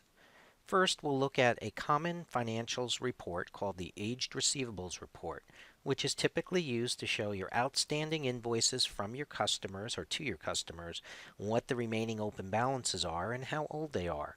You have a variety of options, such as aging it from the due date or from the invoice date. You can age as of today or any date in the past so that you can, for example, supply your bank with your accounts receivable aging as of a point in time in the past. The system will automatically remove applied cash and new invoices that are generated to give you an accurate view. You can do a variety of filters here, such as by a general ledger account code or by a range or a selection of customers, and you can decide if this is going to be a summarized report just showing the amount owed by customer or show all the individual invoice detail. So we'll just go ahead and display to the screen the standard stock report, and like any Epicor report, it can be customized in SSRS or SQL Server Reporting Services or Crystal Reports. And here's your example of your report showing you your invoice date, your due date, and my sample data here happens to be fairly old, so most of the invoices are overdue, but you get the feel for the report, and then at the end it shows your totals and how old they are. Now we'll go ahead and do a customer cash receipt. The first screen that you typically see in cash receipts is the group screen, where you can pick an existing group number or enter a new one. So we'll go ahead and put in a group number here. The system will say it doesn't exist and we'll say it's new. Then we'll pick the bank account this money goes into and the payment method, where you can see the default is check, but it could be coming from EFT, ACH, a lockbox, or other methods. One thing to keep in mind is a group is a way for Epicor to allow an employee to do a batch of work, such as a series of check receipts, while another employee also does a series of check receipts, and when this employee posts this information, it's not affecting or posting the other employee's information, so it allows you to segregate those into batches. Once you select that, we'll tell it to go ahead and do a new invoice payment, which means we got to check against invoices. And you're now looking at the check. You enter the check number. You put in the amount of the check, and then typically the most common choice here is now to enter the customer ID. By entering the customer ID, if you go over to the invoice selection, you'll now see all of the open invoices for this customer. You could click automatic selection and the system will try and apply all of the oldest invoices first until it uses up all the amount to apply. Or you can put in the quick search of the invoice number you see on the check stub from your vendor, and once you hit tab, the system will find that invoice and check it off and apply it. In this case, the invoice was $1,200. Suppose the check paid 3 invoices, so we'll go ahead and check these 3, and when all 3 add up, you should have an unapplied amount of 0. If everything looks good, you can now say apply, and the system will now apply these invoices in full. There are some additional options here, such as miscellaneous fees, or perhaps on that check you saw a bank fee, as well as a debit note. A debit note is common where if a customer takes a discount, sometimes known as an off-invoice allowance for something, without having to exit the screen and create a separate debit memo, you can do it all within the cash receipts process and a reason and have it all total out to the amount of the customer's check. If everything looks good, you would typically then go ahead and print a group edit list. This list allows you to take a look at the data entered, and in some cases you would typically have a third-party person approve or review the information. Either way, it's a chance to check your work before posting it. Once it's posted, you then have to do reversals rather than simple edits. So it shows you in this case we got one check. That check was in this amount applied to these invoices, and from a general ledger perspective, it's going to debit, cash, and credit accounts receivable. If that looks good, then you would typically go ahead and say post, process the post, and all of the information will then get updated permanently in the system.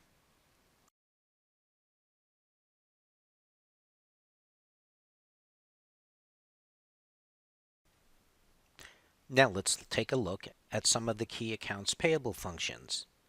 First thing we'll look at is something called the AP Invoice Workbench.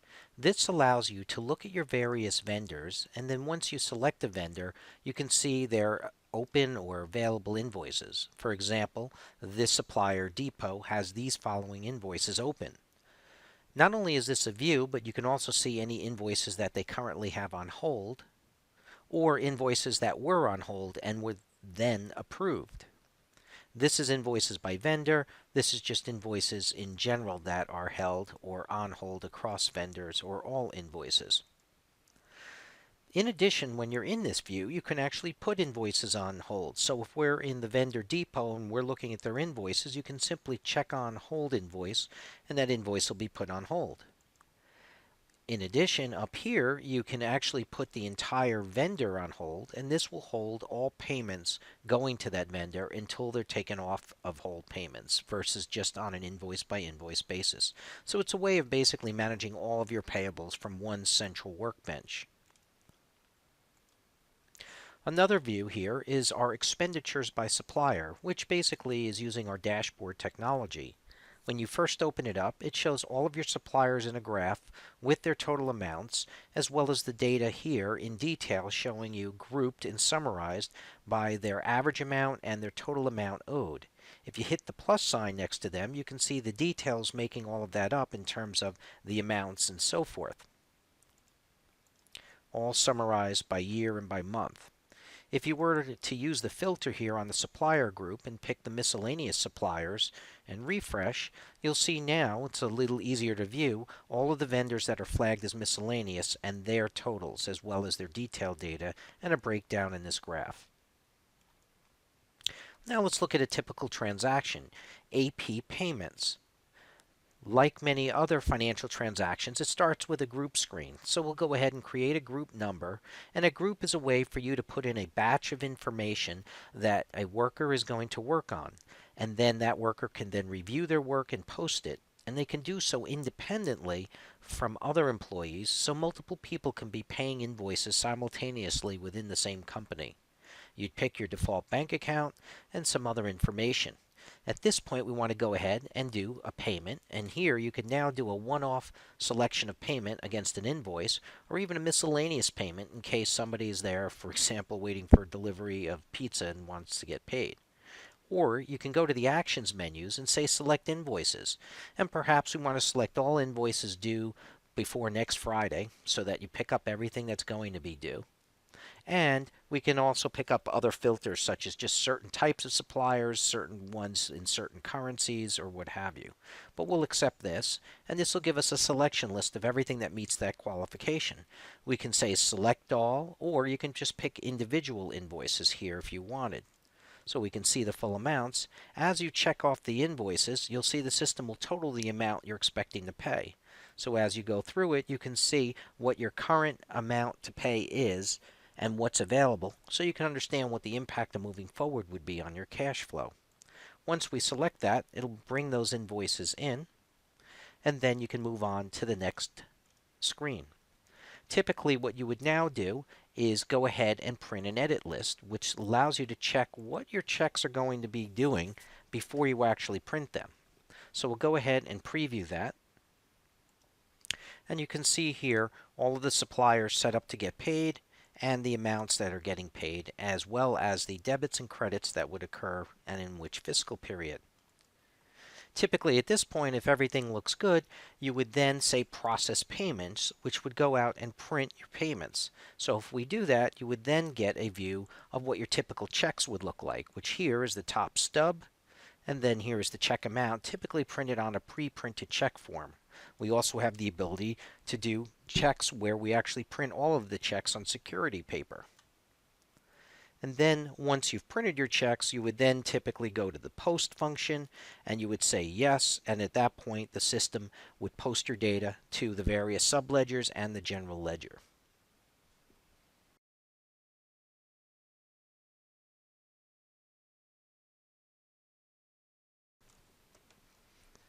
Now let's discuss the general ledger. First, let's take a look at something called account segment values. Typically in your general ledger, you're going to have a chart of accounts, but then you would segment your chart into different segments to be able to slice and dice your financials for the business. In this particular chart of accounts, the chart has a department, a division, as well as the ability to reference a customer or employee specifically in what's called a dynamic segment.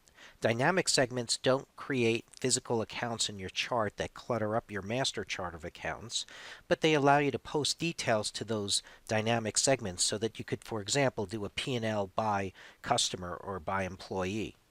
In this case, if we were to look at the department segment and then click on the segment values, you'd see we have the following departments. If we bring them in, there's the corporate department, the sales department, the G&A department. So when you select segment 20 or value 20 for the department segment, it goes to the G&A department. You even have an option to set effectivity date ranges by that segment value as well as for the natural account. If we were to pick instead of department, say division, you would see we have the following divisions, which in this case are based on site locations for the company. So if we look at 01 for Rockford site, you can see here the account will get ROC as an abbreviation in the description, and again, that segment too can have effectivity dates. The next thing we're going to take a look at is our general journals. The system has regular journals and recurring journals. Recurring journals work identically to the general journals, so we'll just show a general journal. In this sample general journal, we have multiple journals stored in here. The first one is an example of reversing. Once we select reversing and hit journal, we can see that there's one debit and one credit. The key point on the reversing journal here is that reverse is checked and a date is here. So on this date, this journal entry will automatically reverse. You'll also note that the date here does not have to be the first day of a month. It could be any date in the middle of the month. The next example is our import journal. This allows us to illustrate our ability to bring data in from outside of the system. Anywhere you have a grid in Epicor, you're able to paste data in from an external application. So in this case, in Excel, we have a journal entry here. If we highlight this journal entry and copy it to the clipboard, where we have our grid here, we can say paste insert, and Epicor will paste in all of the information as if it was keyed in. Anywhere you see a data entry grid in Epicor, you can use that capability to streamline your data entry operations. The next thing we're going to show is an allocation. If we go into our Actions menu and say Allocations Template, we can pick one of our allocation templates here and then put in an amount. So for example, if we got a $1,000 insurance bill and say OK, according to the template, it spreads that $1,000 out to these various departments based on various percentages. Here is an example of a journal that's in another currency. So you can see here, if we look at the details, that the currency is in euro instead of US dollars. And finally, an example journal entry where you can see that the journal entry is for multiple companies. So you can pick a debit in one company and a credit in another company, and the system will automatically do the due to and due from journal entries required. So that's an example of various journal entry capabilities we have within the system. Finally, we're going to take a look at one of our trackers here. In this case, we have an account selected, account 2000, accounts payable, showing fiscal year 2011 by period. And for each period, you can see the total debits and credits for that period. If you highlight a given period and then say transaction detail, you'll see all of the detailed transactions and postings. And you'll see the system in this case has payments and invoices and even specific references to those invoices that can be drilled down into. If we were to pick, for example, our current year in this example, we can see here we have payments and invoices. Here we have an invoice for ABC Metals for $25. If we right-click and drill into the invoice tracker, we can see the original invoice that made up that journal entry. And here you can see the header and the detail lines that were in there. In this case, it was a miscellaneous charge. More importantly, along with this invoice, we had gone ahead when we entered it and attached this attachment in our DocStar application. With Epicor DocStar, you have the ability to manage attachments and versions and so forth, which we show in other videos. In this case, you can see the original invoice as well as the sign-off on that invoice. Even without DocStar, you're still able to attach documents, but you don't get the full document management power of Epicor's powerful workflow-enabled document management system.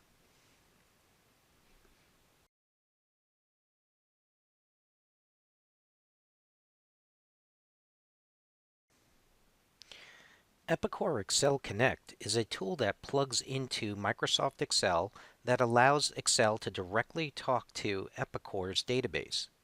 Of course, you could always export data to Excel, or you could even link via ODBC Excel to Epicor, but it is not at the same real-time level that Excel Connect can do. Excel Connect initially was ideally designed for doing financial statements like P&Ls and balance sheets. Recently, Epicor released Excel Connect 7, which takes all of the capabilities of Excel Connect and brings it so that you can work with data from throughout the application in virtually every module and table, essentially making it a reporting tool that you may want to end up using instead of SSRS because it's much easier to use and people have familiarity with the use of Excel. For a quick example here, we've got some pre-built templates, so we'll go ahead and take one of them and drag them out onto our palette here. By doing so, Excel Connect will now run through a series of spreadsheets and build out our demo templates that are directly connected to Epicor. So if you look at it, the first one is an executive dashboard that shows the company here and the year, and then you look through and you see that you've got these various various Excel visualizations. The nice thing here is this is actually all real-time data. So if we were to pick a different year, like 2015, you'll notice the data here updates instantly. We can pick a different period, or we can even pick a different company code. So instead of Epic 06, we make it Epic 03, and the data will update automatically. Another example here is a trend statement. So here we got a simple P&L by trend for period 10. If I were to, for example, make this period 1, you'll see the numbers will all update. If I were to highlight this column using standard Excel Shift Select and now pull to the right, just like Excel, the system will go ahead and pull the various periods out, except the numbers under each column reflect the period. Essentially, you only have to learn approximately 3 new functions in Excel in order to fully build these types of templates. Here's an example of a rolling 12 months financials that shows you your actual information for the last 12 months starting at where you start from. So here we started in period December. We started in September. All of the data would update the rolling 12 months from September, as well as a chart.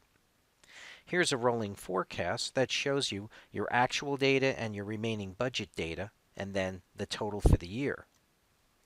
Again, you can look at it for different years, different points in time from budgets and actuals. Here's an income statement showing your month-to-date prior year versus this year in variance, as well as year-to-date prior year, current year in variance for whatever year you have here. If we were to look at a different month, for example, and say month 5, you'll see the numbers all update in real time. Looking at a budget versus actual, this shows you your budget versus your actual for the company here. You could even filter this by a location code, for example, or a department. Here's a budget summary showing your month-to-date budget, and your actual budgets. You can look at a quarterly financial that shows us our first quarter months and then the total. Again, you can pick a different quarter. This is a cash flow report to show you one of the more complicated types of financials to do, and here we're doing a multi-year FASB 52 cash flow. And here's a simple balance sheet. A consolidated balance sheet because Excel Connect can consolidate across multiple legal entities, and a weekly income statement. Very simple report, but what it's illustrating is the system doesn't have to do financial reporting on a month-to-month basis. You can actually do it within a range of days. So for month 9, day 6, the numbers will now update based on all of the transactional details. So you can do financials for any range of dates and not just monthly buckets. If you hit the plus sign here, you can see it for multiple weeks across. So this gives you an idea of what Excel Connect can do. You build your templates and the system then drives the data from the underlying Epicor data, making complex financial statements a breeze and the ability to use complex reporting across Epicor.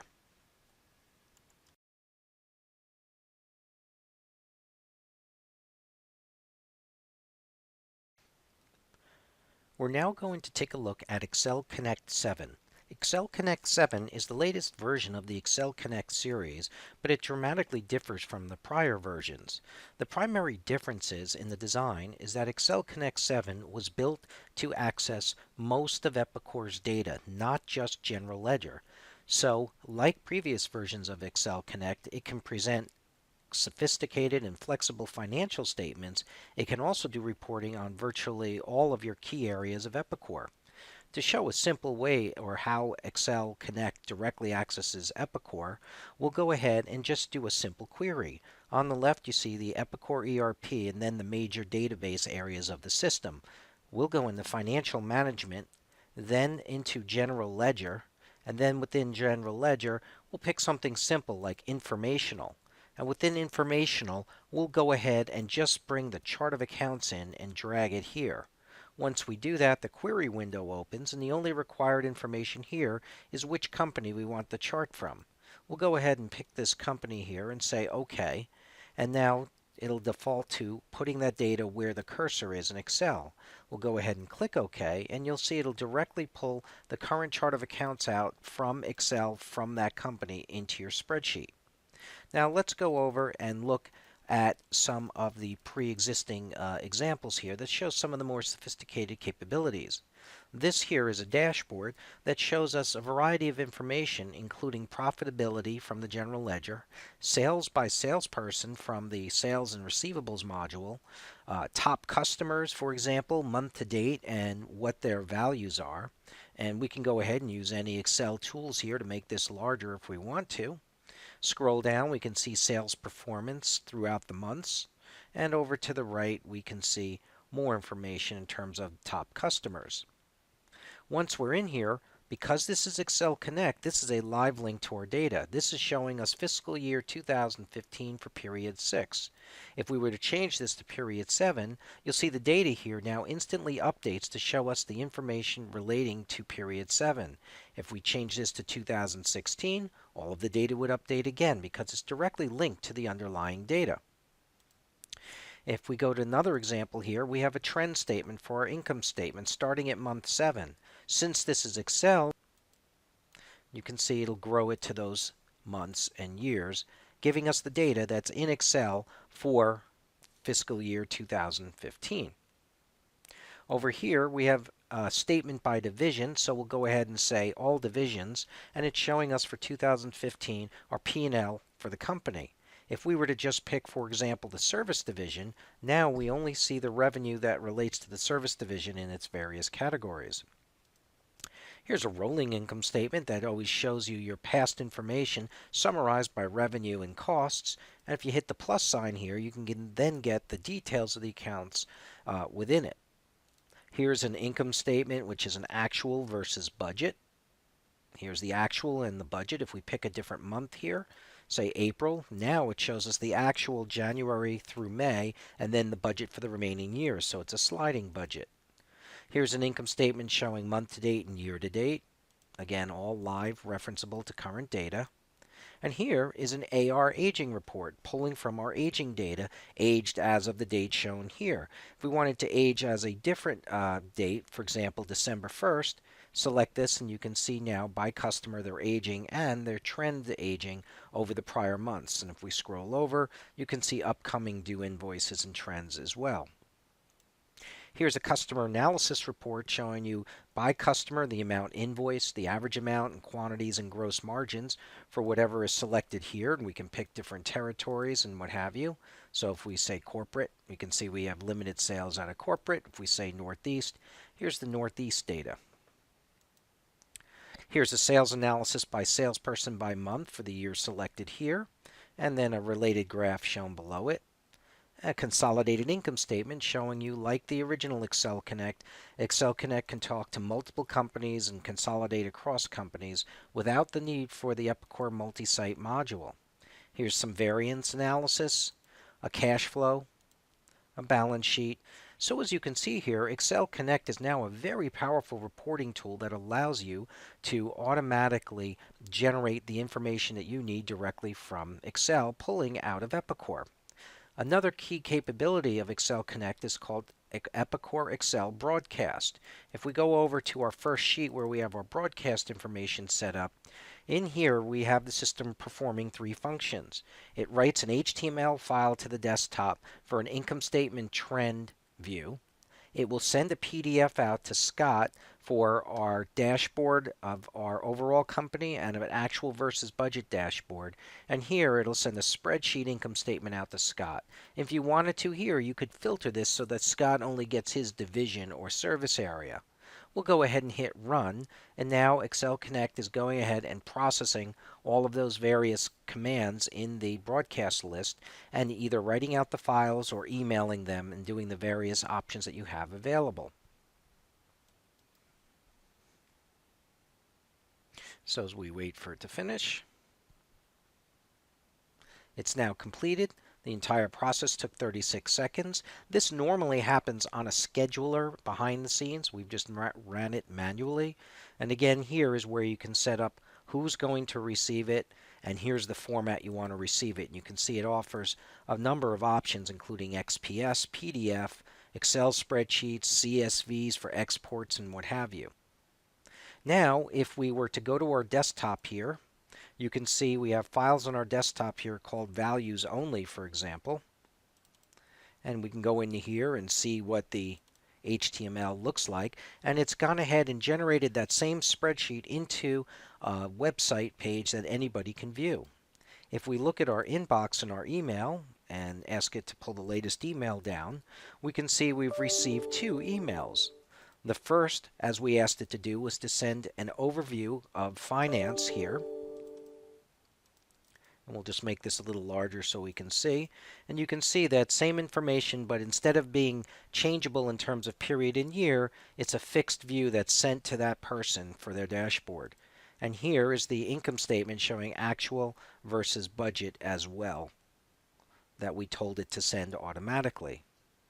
And then in the other email, just showing a different example, this was an example where we sent a spreadsheet of the results to that person showing their particular division that we're interested in.